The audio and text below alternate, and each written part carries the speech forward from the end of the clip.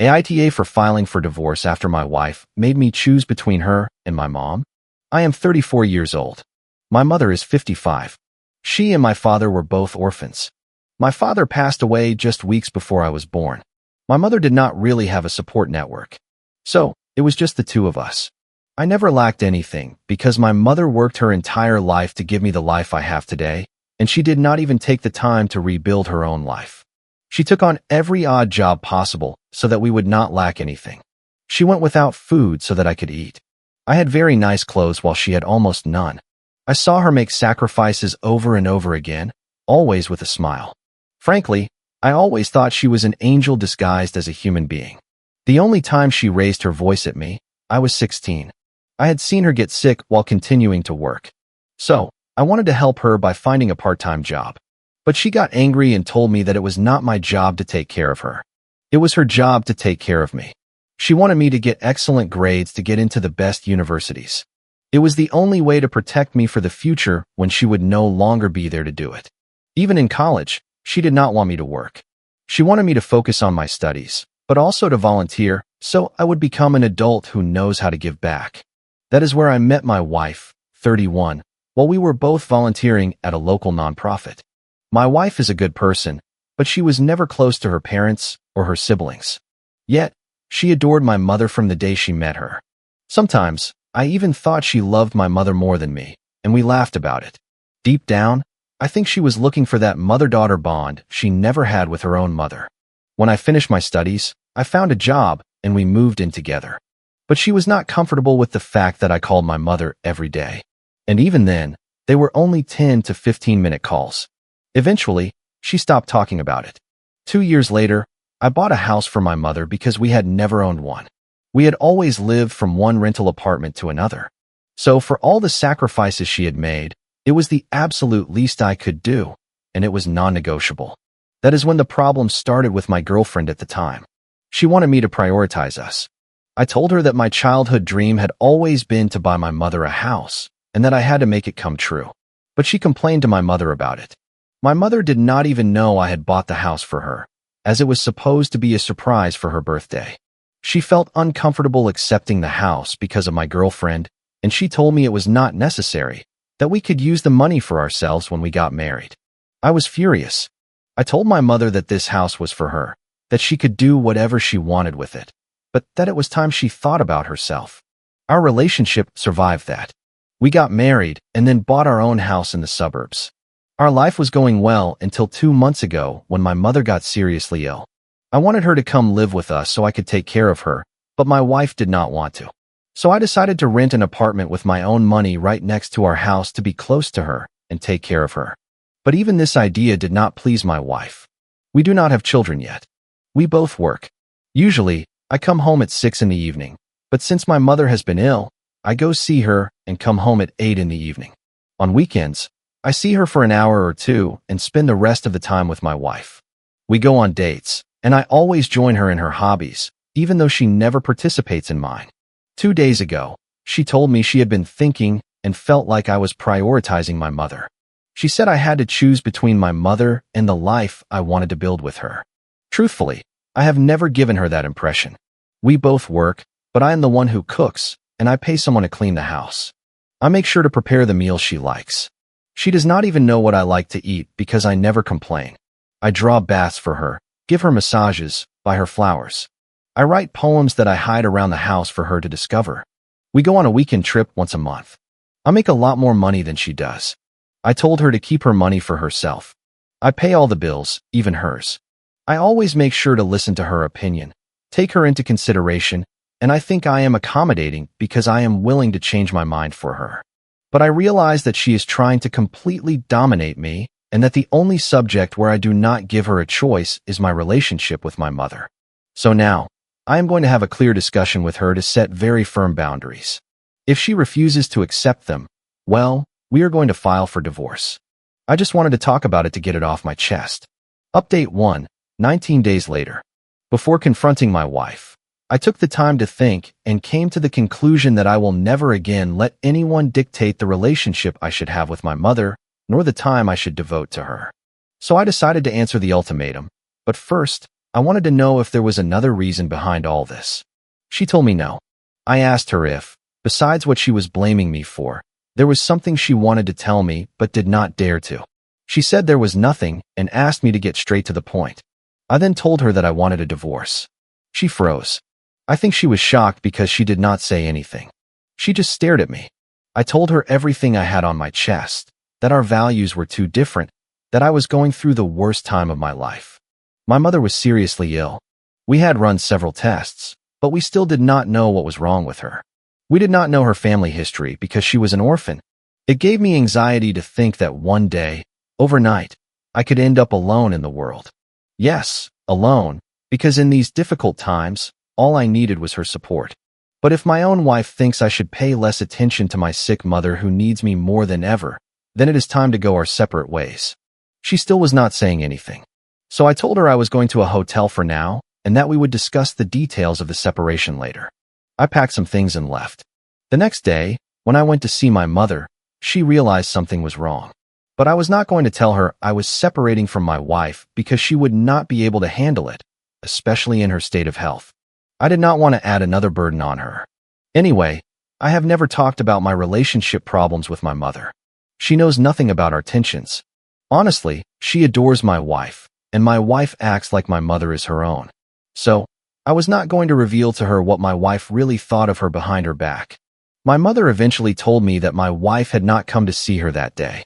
Yes, the same woman who asked me to reduce my contact with my mother went to see her every day, and I had never asked her to do anything for her. She calls my mother Mom. When she was sick, she would go to my mother's house so she could take care of her.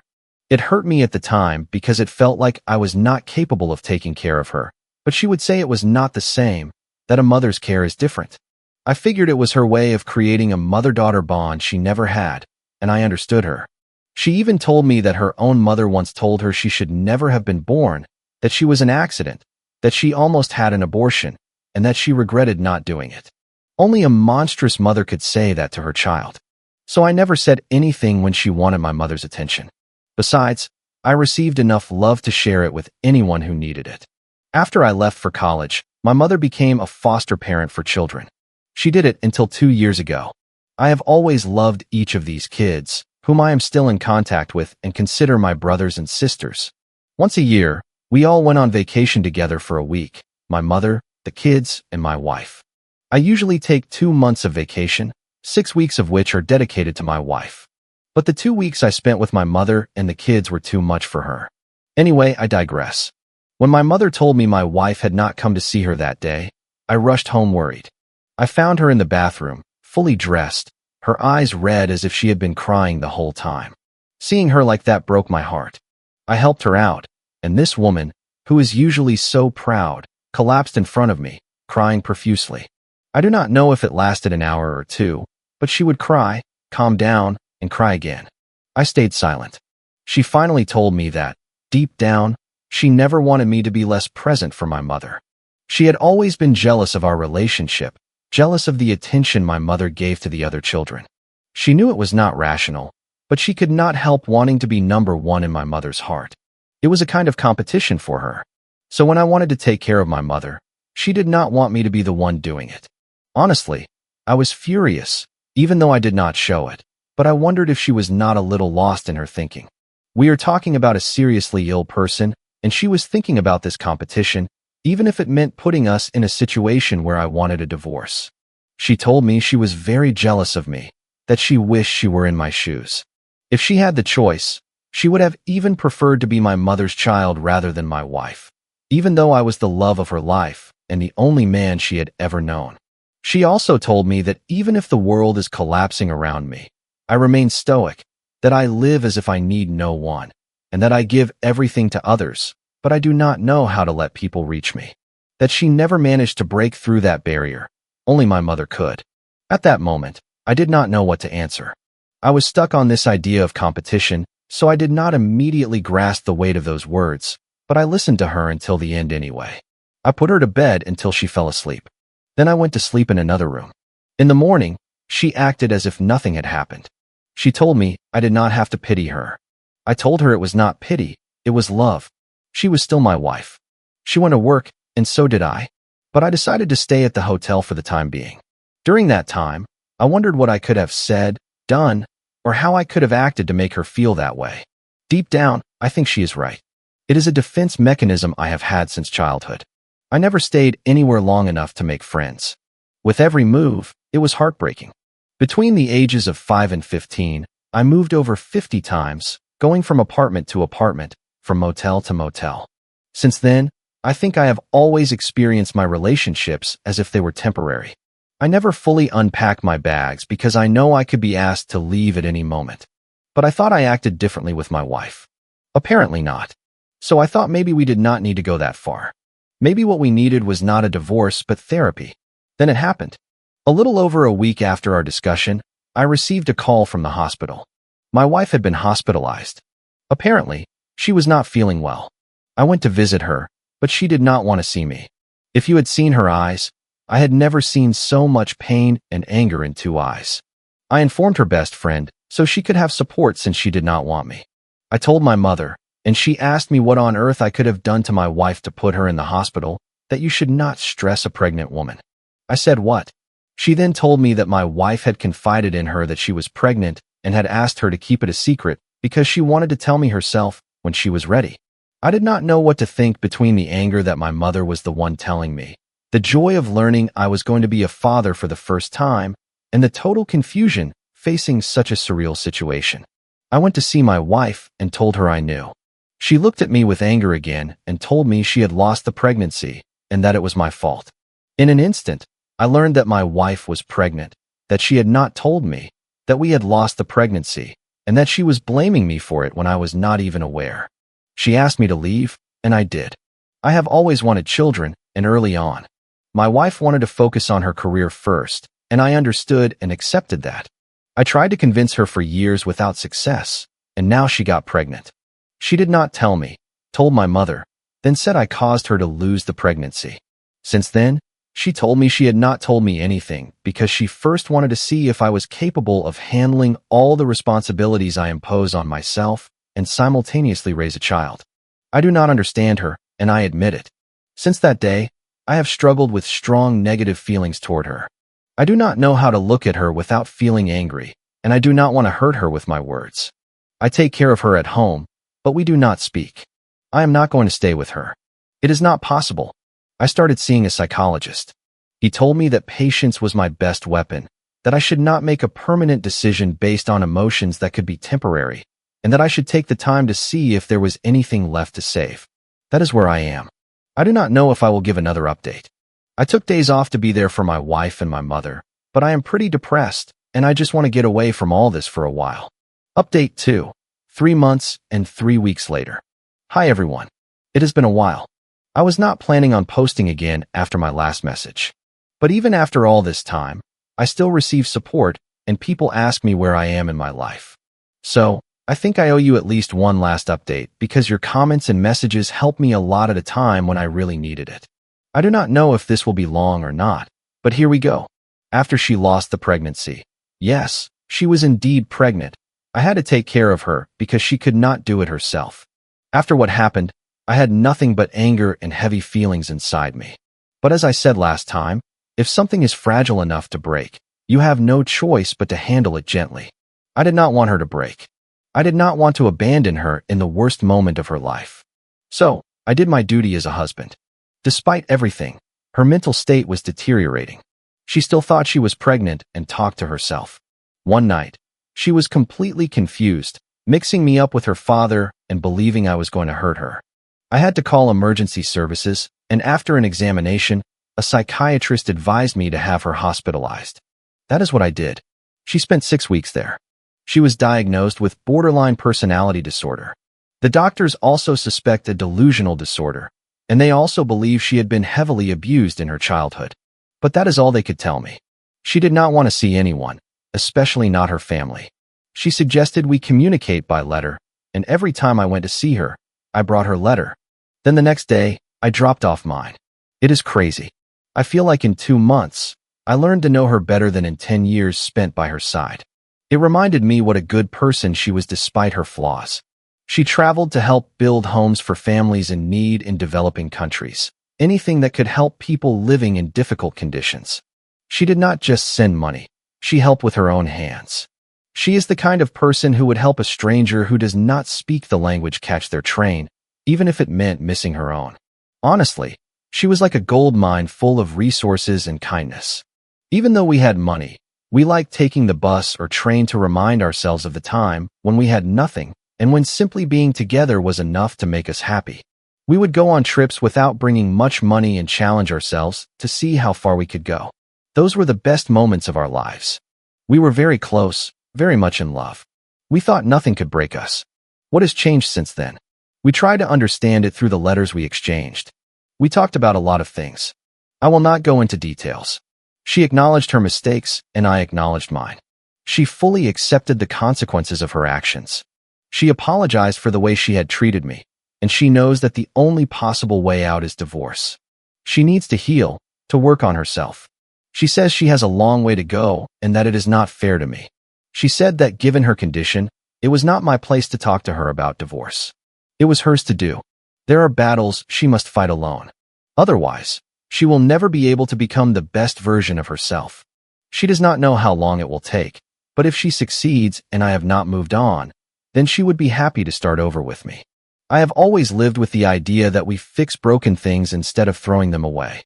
But that does not work with humans. You cannot fix someone who does not want to be fixed.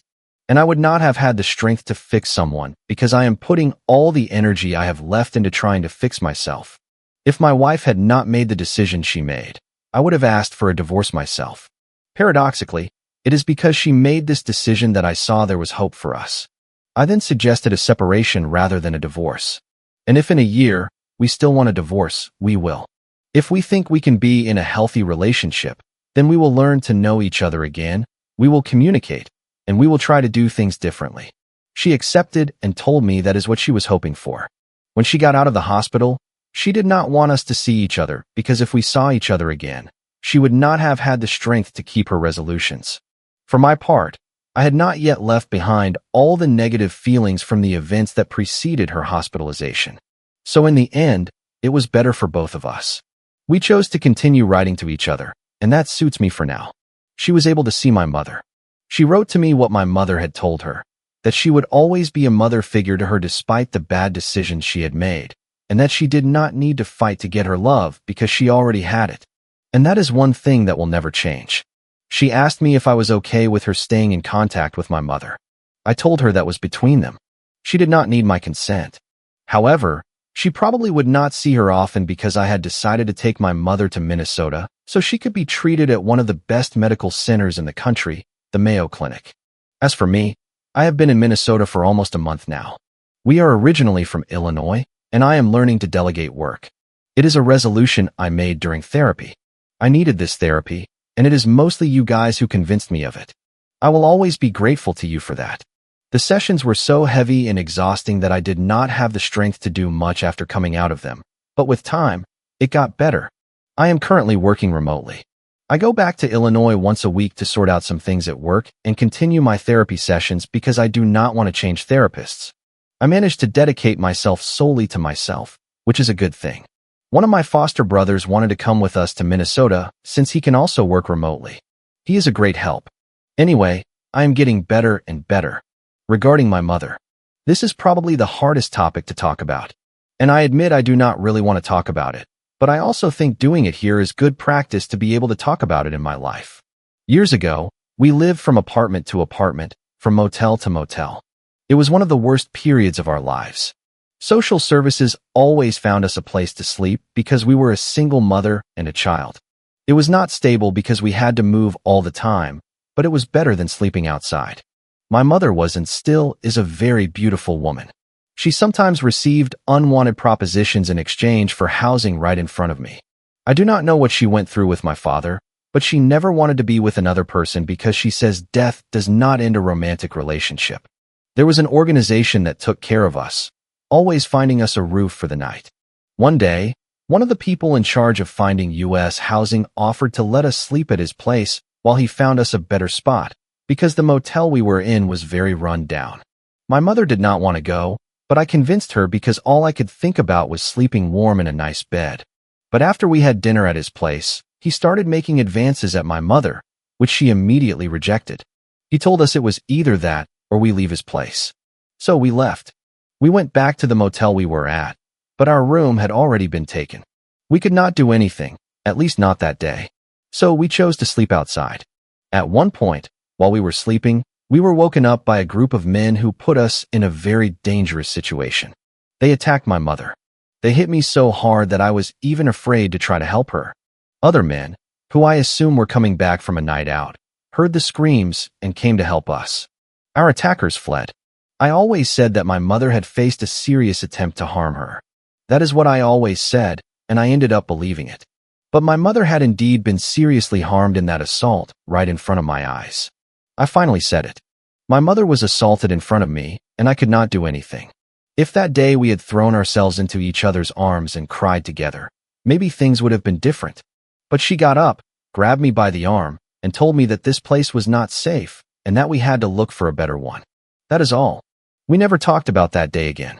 We continued our lives as if nothing had happened. Things improved with time. She worked hard so I would succeed. She invested all the money she earned in her life into my project, and today, I owe her the company I created.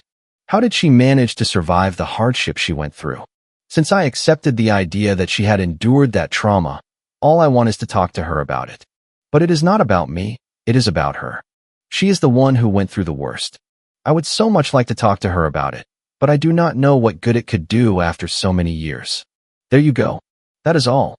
For now, her condition is improving. The future looks brighter than it did a few months ago. Comment. Hey everyone, thank you for watching this story with me all the way through.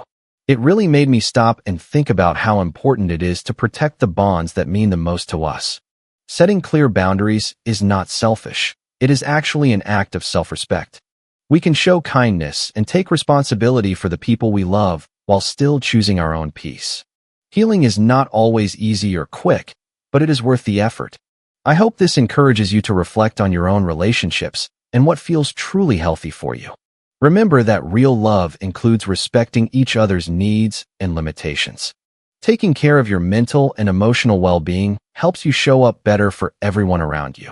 It is possible to move forward with both compassion and strength at the same time. I am really glad we got to reflect on this together, and I hope it leaves you feeling a little clearer about what matters most in your life. If you like the stories, don't forget to leave a comment and support the channel by subscribing. See you in the upcoming stories.